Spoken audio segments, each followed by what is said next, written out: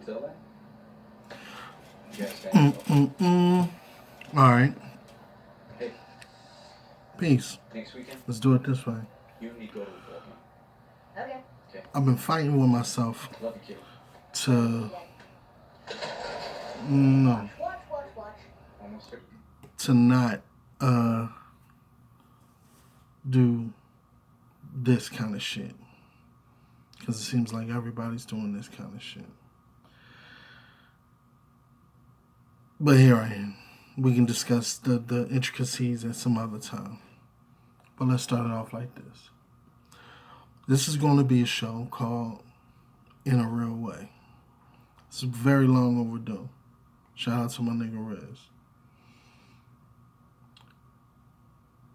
I'm going to address whatever the fuck bothers me on whatever the fuck day it bothers me. And I'm going to present an alternative view on how these things can be digested, and perhaps we can pull some value out of them. The first thing that I want to address is I saw a couple of times, but most recently I saw on Instagram a woman had posted, "Why is it that you always see men that are, successful in whatever field that they're in say that they owe their success to the women in their lives and things of that nature, but you never really see women say the same thing?" And the way it was framed made it seem as though there are no men that are helpful or contributing to the success of women.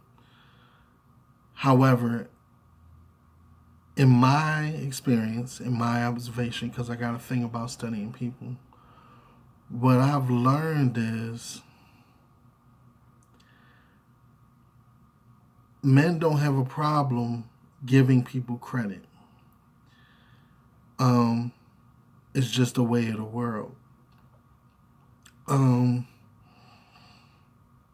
We also have a tendency of taking blame that isn't necessarily ours just because we're men. That's what we do. Or we apologize for shit that we didn't do because we're men. That's all part of the same game.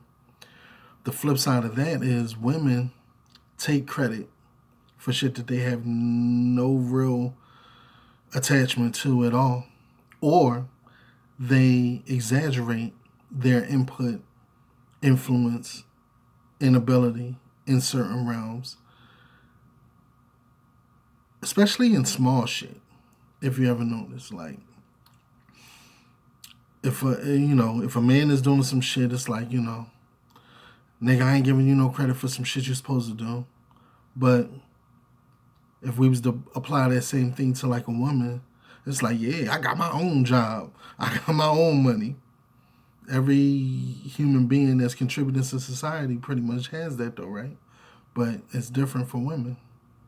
And as men, we don't complain. I'm just pointing out the difference between why you will hear a man say, I wouldn't have been able to do this shit if it wasn't for my lovely wife, or, whatever, as opposed to a woman saying, I did all this shit on my own. Yeah, girl, you strong, and you know what I mean? I think it's an ego thing. Of course, the age-old tale is about how crazy the man's ego is, but man's ego is not really that crazy, because once it gets past a certain point, there's another man right there to punch you in your fucking mouth and put it in place.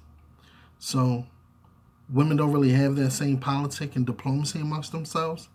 So their ego is allowed to pretty much go as crazy as they want it to be. And a man is, very rarely going to check it if he wants some sex. He's pretty much going to let you think whatever the fuck you want to think. If it's going to land him, in some pussy. Because, like y'all say, a nigga can't talk his way out, but we can't talk our way into it, right? So that it goes to show you again how, you know, these dynamics are set up by the women themselves. But that's I think that's for another subject or maybe another time. But in the meanwhile, I wanna reintroduce y'all to the show. It used to be on an audio platform called SoundCloud. Now I think I'm just gonna put it up on YouTube. As I get better and better with it, I'll start, you know, zhuzhing it up. But yeah, that's me.